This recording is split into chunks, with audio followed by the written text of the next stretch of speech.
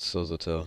Um, there's been another lack of videos, so till I can get my capture card, I'm just gonna read creepypastas, I guess, which I know you guys probably already know other creepypasta readers like Mr. Creepypasta, or that's the only one I know. But anyway, went to the creepypasta website, just clicked random pasta, so this is the one that gave me decently long read, kind of. Yeah, so here we go. It all happened in the parking lot is the title, so I'm gonna put that somewhere on the video where you can read it and be like, hey, that's the title, so I know what I'm watching or listening to, because you shouldn't be watching anything, you should just be listening. Whatever. I'm not gonna try and create some distinctive attention grabber. I don't want your attention, although I do want you to know what happened to me.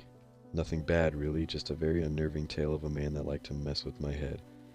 A man that invaded my privacy from January 1st, 2006 to April 3rd, 2008. I call him the Annelid Man.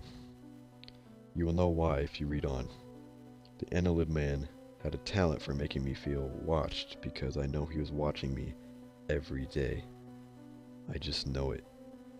The ball dropped, the new year started, and of course the first thing said to me on the new year was to take out the damn trash.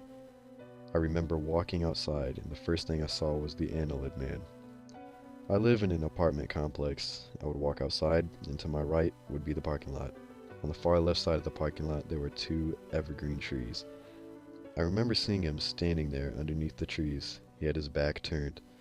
I remember walking out and seeing him, nothing else. It was almost as if I was standing in a white room, and the only form of color that stuck out was his black pea coat, his black dress pants, his black shoes, his black hair, which was greased back. I walked to the dumpster, eyes fixated on him. A sort of disturbing vibe radiated from him. I swear it spread throughout the entire neighborhood. He would only appear in the parking lot at exactly 12:02 a.m. No other time. He would appear at 12:02 a.m. and leave at 2:02 a.m. I would never stay to see him arrive or to see him leave. I feel as if he just lived there. Either that or he just slowly faded in from thin air like a ghost. But the Annelid Man wasn't a ghost. He was an existent being, an evident enigma, an oddity that chose me due to weird circumstances. I remember the first time he looked at me. Now that I think about it, I don't even know if he was looking at me. It was just sometime in mid-January, and it was the first time he didn't have his back turned, but he was facing me. I couldn't see his face. I could see black. Everything about him was black. His presence sent chills up my spine. He didn't move. He just stood there, frozen. I tried to get my parents' attention on this topic. They would just reply with, "I'm sure it's nothing, Logan. Worry about yourself, and the man will mind himself as well." He haunted me for 2 years. No one knew about it. It was all between the Annelid Man and myself. No one else was involved. No one saw what I saw. No one heard what he said to me. No one knew. Not a single goddamn person. I've tried to tell people about him. I was beginning to create theories as to who or what the Annelid Man was. I resorted to internet forums, asking people if they'd seen this type of man, attempting to debunk the possibility that I was dealing with a paranormal entity. I wasn't. They all said it was just some wacko staring at the stars. I've tried to tell my friends. I've tried to invite them over to see the Annelid Man, to try to crack the case with me. They all refused. Every single one of them. I believe it's time to explain the climatic events between me and the Annelid Man. I'm sure by now you, the reader, have many questions. Why do I call him the Annelid Man? Did he hurt me? Did he hurt my family? Did he kill anyone? For a year and a half, the Annelid Man would stand outside, back turned except for that one time. I remember the exact day when everything started to get weird. November 27th, 2007. When I walked outside, there's a parking lot on my right, and to my left there's a cement beach underneath another evergreen bench. My bad. He was sitting there. I creeped my head out of the doorway slightly to see if he was there where he had always been. Not seeing him in the parking lot was different. My stomach dropped. I dashed outside, wiped my eyes, and stared at the parking lot in disbelief. It didn't take long for something inside me to tell me to look to the left, and he was sitting on the stone bench. He rested his arm on the backrest, and he was staring right at me.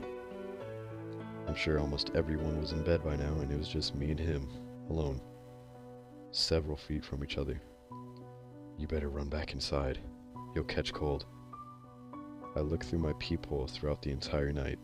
He never walked up to my front door. I would search for hours on the internet, trying my hardest to figure out who this man was. I tried my best to find posts about people having the same occurrences, but no one ever did. It was just me. It was frustrating. There were no resources that could have possibly helped me. Maybe it was because some people that experienced this never lived to tell the tale. That has to be it. I couldn't have been the only one going through this. I would have nightmares about the annelid man. I knew that something bad was going to happen. Every time I would look outside and he would be standing there, I'd just inching closer and closer to some sort of demise.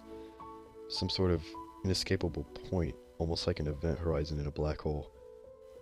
And I was right. The night the annelid man bid his farewell is a night that still prevents my psychological recovery. The night that left me confused and terrified. The night that left me answering my own questions. The night that proved half of my theories wrong and half of them right. The night that no one else knows about. The night the annelid man left is a night that will haunt me for as long as I live. It was April 3rd, 2008. I checked to see if he was outside at the given point in time. He wasn't under the evergreens or sitting on the cement bench, but he was lying in the middle of the parking lot, sprawled out. It looked like he had been assaulted. I knew that I didn't want to approach him, but something told me to go help him. Those words were just blaring in my head for me to go help him. It had to have been him. I knew better than not to go after him. There's just no way in hell I would have made the decision to try to help him out on my own. He did something to me. I know he did. I walked slowly. Everything in me was trembling. He was already staring at me.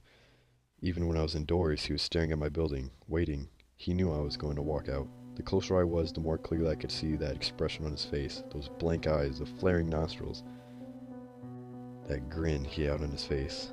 He had terrible intentions, and he was excited to unleash them on me. Why do I call him the annelid man? Well, the scientific name for a worm is of course an annelid, and at that moment, he was indeed an annelid. You know how a worm will slide, and you know when they're still, there's that wave-like movement inside of them? That was the annelid man. He was slowly grooving side to side in a wave-like motion, almost as if his body was breathing in a chronological order starting from the top of his... Okay, there's an error. Starting from the top of his to the bottom of his feet, and then all the way back up, and all the way back down. He began to roll over and slide slowly across the parking lot, giggling. I knew what I was seeing was real, and I knew that I just had to get out of the parking lot. Every time I would attempt to escape, he would whisper, "Please don't leave me," in a garbled voice that changed every time he said it. He had this spell over me.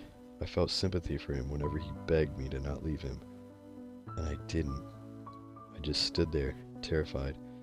He rolled over on his back and looked me right into the eyes. His face began to change, but it didn't. I can't describe what I saw, but there was his face and then another face. The face of someone I knew. His limbs would change too. I can't really explain what I was looking at. I wish I could. I wish other people could have seen what I seen. I know what I saw was real. This altercation between the annelid man and myself was coming to an end. It started at 12:02, and it just struck 1:57. I didn't want to say goodbye to the annelid man. He was a huge part of 2 years of my teenage life. I wasn't ready to let go of the man that stimulated almost every emotion in me. I didn't want him to go, and when he did, it was the hardest goodbye I ever had to deal with. Hopefully one day he'll stand outside of your residence. Perhaps he is right now. I've told you everything. Thank you. Alright, so that's the end of that creepypasta. Let me know what you guys think. Yeah, my reading isn't the best, but whatever, alright? This is the only thing I can think of to do, so leave me alone. Don't bully me in the comments. It's the internet, who wouldn't?